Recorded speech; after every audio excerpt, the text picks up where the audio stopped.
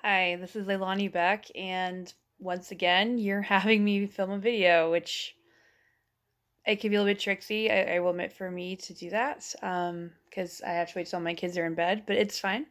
Thank you. Anyway, so let me just actually address what is going on in the performance task.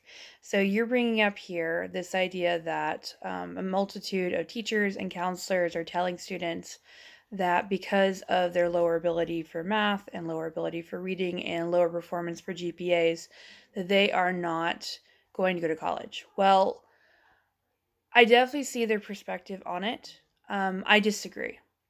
Now, when I talk with students who might struggle in those areas, what I tend to look at is go, yeah, you may have more obstacles.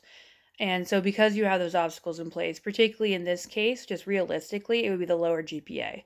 That does make it hard to get into university. That does make it hard to get into college. That doesn't make it impossible. That's not realistic either. You can't shut down, shut a door. You just have to talk about, okay, so because of this GPA, say you have a student who has like a 2.8 GPA, they're about to be a senior.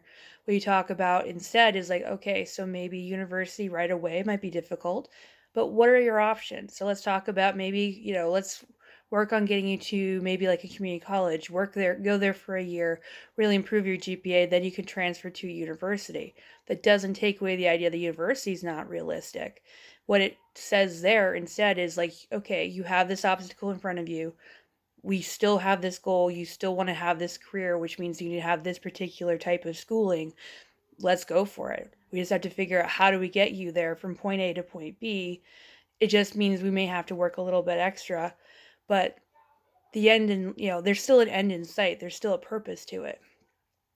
Now, when it comes to the actual actions I would take, I would definitely want to make sure I'm very mindful talking to staff because let's face it, I mean, you can't just shut that down for a student. And I definitely understand the concerns. I mean, if you have students who are testing low, who are really struggling, you it's very easy to say, well, they'll never really be able to do that. Well, who's to say?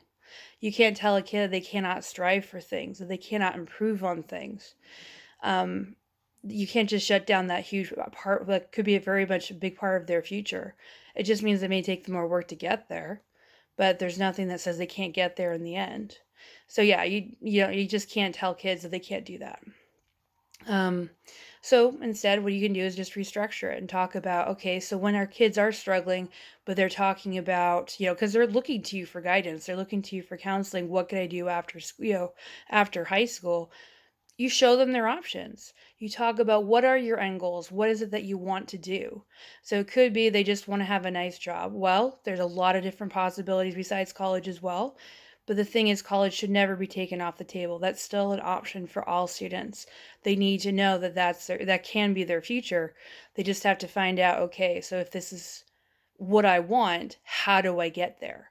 So instead of looking at going, well, you just can't do it, you have to look at it from the perspective that, yes, you can, but this is how you can get there. Let me help you get there, get where you need to be.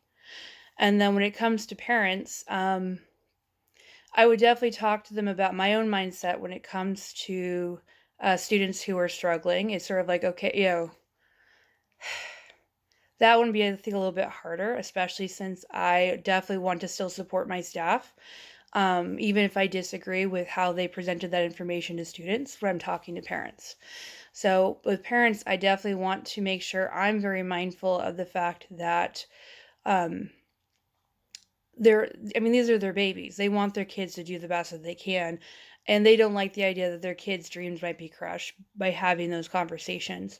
So I definitely want to talk with parents about the fact that, it's like, yeah, these kids, your kid might have this obstacle. Say they have that 2.8 GPA. But let's look at what their options are. And that way, too, the parents know what the options are. How can they support their own children? And each situation is going to be very individual. It could be that their GPA is pretty strong, but maybe they have been in life skills or resource for, classes for most of their high school career, which also can make it a little bit harder to get into college. Let's talk about what their options are there. It could be that they have a 504 plan that has helped a lot with accommodations. How do we actually make it so that continues and follows them into college? And so, because every kid's so different, I would definitely talk about it in an individual basis with each family, with each parent, and talk about those different ways they can support each other. I'm hoping that I just answered the right questions. Um, yeah, and it was a very interesting exercise. I appreciate that. Thank you.